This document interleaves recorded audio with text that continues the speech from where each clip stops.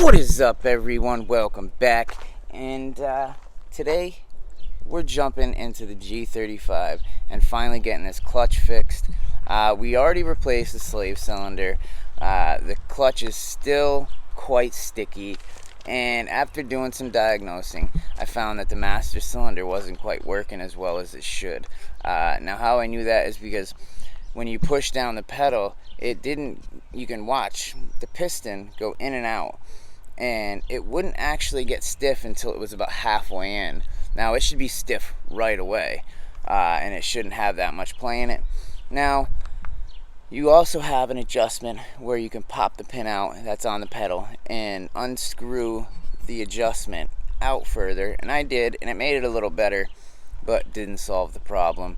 So we're gonna go ahead and swap it out so we can finally have a good old stiff, not sticky clutch pedal.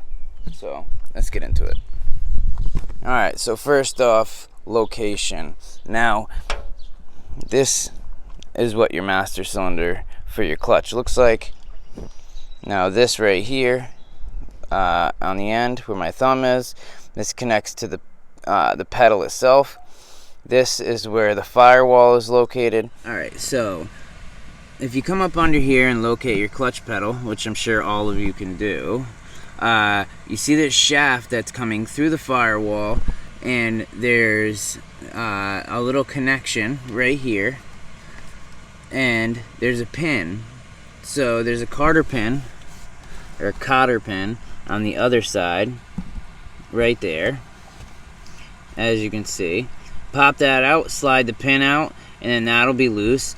And then there's a bolt right here, and then right on the other side up a little bit, and right there. The only bolt you can see in the actual shot right there. So those two bolts, unscrew them, and then it'll be loose to pull through to the other side. But we want to go to the other side and make sure the reservoir is empty. So what I'm going to do is I'm going to draw all this out, and then I will disconnect it from the master cylinder right down there. And then also there's one brake line. I can't really see it from here, but there's a hose that goes in, and actually right where the tip of my finger is, you can see this line right here. That's a brake line that goes into the master cylinder, which is right here. So you got the rubber hose coming in, and then this line that goes out to your slave cylinder. All right, so as you can see, I popped it off this side because it was easier. There's not really enough room to pull and twist, and I don't want to break anything. So I just pulled it off of this side and bent it out of the way. As you can see, stuck it right back here. And there's the fitting. It's just like a brake line. They're both hydraulic. They use the same thing. And it's a 10 millimeter, so just break it loose and get it out. And then we got to go inside and pull those other bolts out, and she should be free. Alright, so as you can see, we got the brake line off. Now she's free from this side. Simple as that. That's all it is right there. Little cotter pin. See it pop out right there.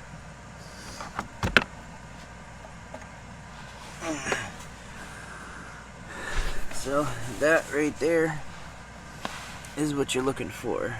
If you're ever trying to work on something and you need to get a bolt off, don't get stuck like in here. Just because the bolt's there doesn't mean I have to get my wrench in there. Now I'm going to show you guys what I'm going to use. Alright, so like I was saying, don't get stuck in there. So I'm going to come all the way from back here, and instead of trying to get a wrench in there, I'll get it from right here. Look at that. I'm right on there, all the way over here. I'm not in a crunched area. And hopefully it'll come right out. Away from back here. And just like that.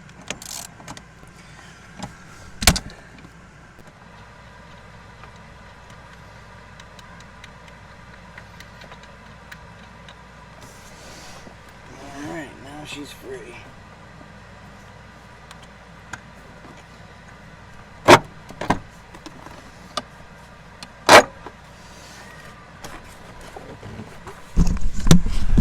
Let's go see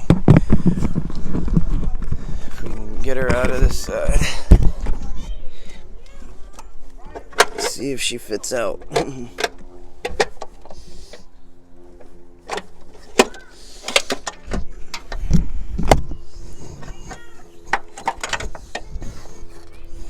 And there she is.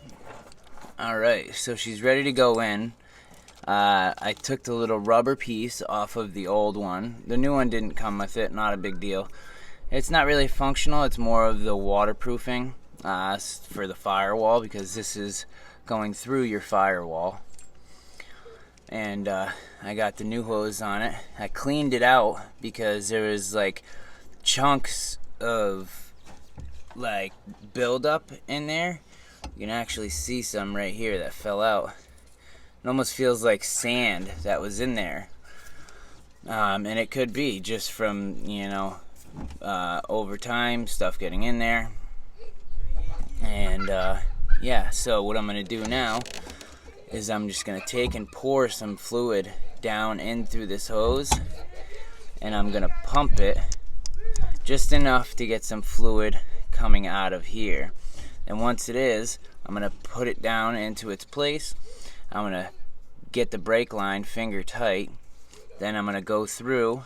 I'm going to get the bolts on this side and make sure this is, when I put it through, make sure I try and line this up. Now this is probably going to need adjustment. So just kind of try and guess. Or you can, you know, take the old one and line it up.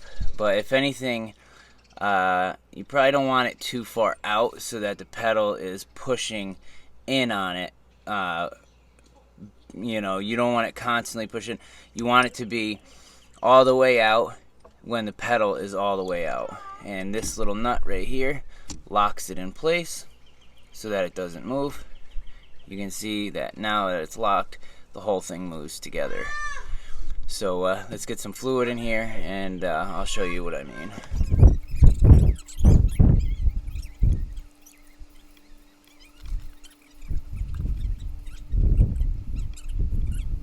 Alright, so little trick. When I put it in, you know, I just kind of pumped it until I started seeing fluid on this end. And then when you push this in, when you let it go and it comes back out, it's going to draw air into this side. So what you want to do is push this in and pump it until you get fluid in this hole. And then when you have the fluid, when it's solid like that, cover it and seal it with your finger. Like, push it in, and while it's in and you have solid fluid, cover it with your finger and then let it out, because that's going to draw the fluid down into the thing, and then you'll have solid fluid inside of it. That's called bench bleeding. So now, as you can see, I have solid fluid in there, right there. And not too worried about this being full, because as soon as I connect it to the reservoir and fill the reservoir, this will fill back up. But once it's like that and solid, you can see little air bubbles coming out. I'm gonna get it in and get her locked down. Alright, so if you look down there, I just got the brake line right there tightened, or the hydraulic line that's going to the slave cylinder tightened. I got this connected up and full, and when you fill it, you can see the bubbles coming out. So I know, and also if you're unsure, you can give the line a little squeeze here and there, make sure any other air bubbles are worked out, and make sure this is connected on for now so nothing gets in there. And come around to the inside.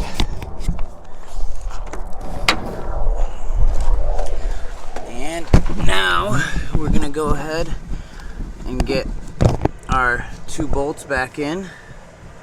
One right there and one right back here. Get those on. But for this part, I like to make sure that it's loose. And as you can see, I don't know if you guys can see that, but here, I'll try and show you. You can see right here where it's sitting, the pedal is all the way out, and you want to line up this hole with the pedal hole. So I'm going to go ahead and I'm going to draw this thing back out and get those lined up so that in resting position you're not putting pressure on the master cylinder. You don't want to draw it too far out either to where you have to push this in to get it to sit right. But also you got to remember your bolts aren't tight. So what I'm going to do is go ahead and I'm going to tighten the bolts first so that the master cylinder is sitting where it should be, and then I'll adjust this. We got the bolts locked down nice and tight. Don't over tighten them, you don't want to strip them. So now I'm going to get this hole lined up.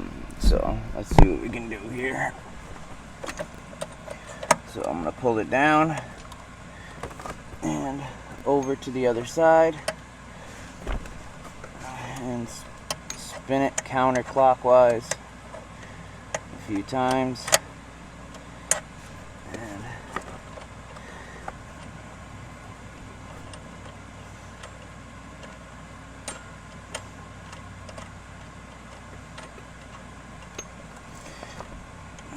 slide her back on.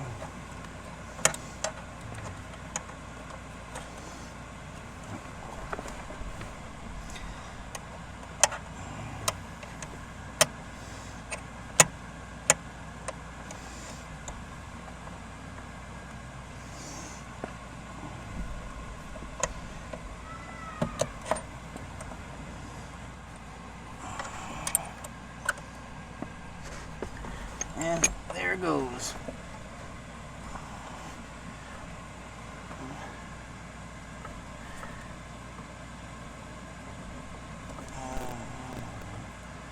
I just gotta line it up with the other side, and she's in.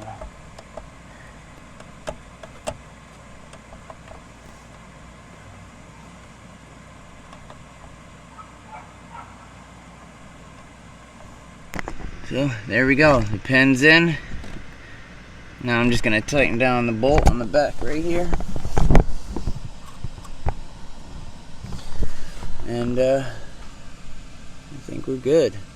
Just going to double check everything and then we're going to bleed it. Alright guys, so the easiest way to bleed the system, you can even do this with your brakes. It's called gravity bleeding.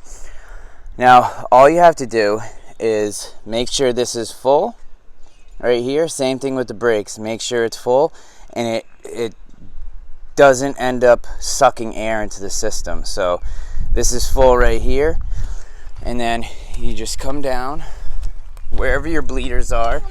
You can actually do all 4 of your brake calipers at the same time with this, but for this there's only one slave cylinder. So basically I just crack it, let it flow until I feel confident that there's no air in the system. I'm going to let this go for quite a while because I changed the master cylinder and that's all the way up at the top of the system. So I got to make sure there's no air in there, and then you just shut it, put your cap on your master cylinder, make sure it's at the right level, and you're good. Same thing you can do with the brakes. Make sure your master cylinder is full, your reservoir, crack the bleeders, let it flow. When you're satisfied that there's no air in the system, shut the bleeder and you're done.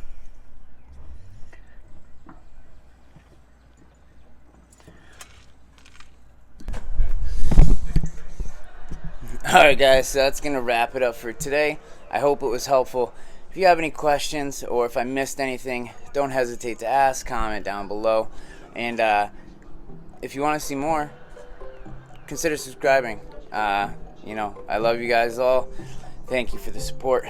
And until next time, remember, never settle. Peace.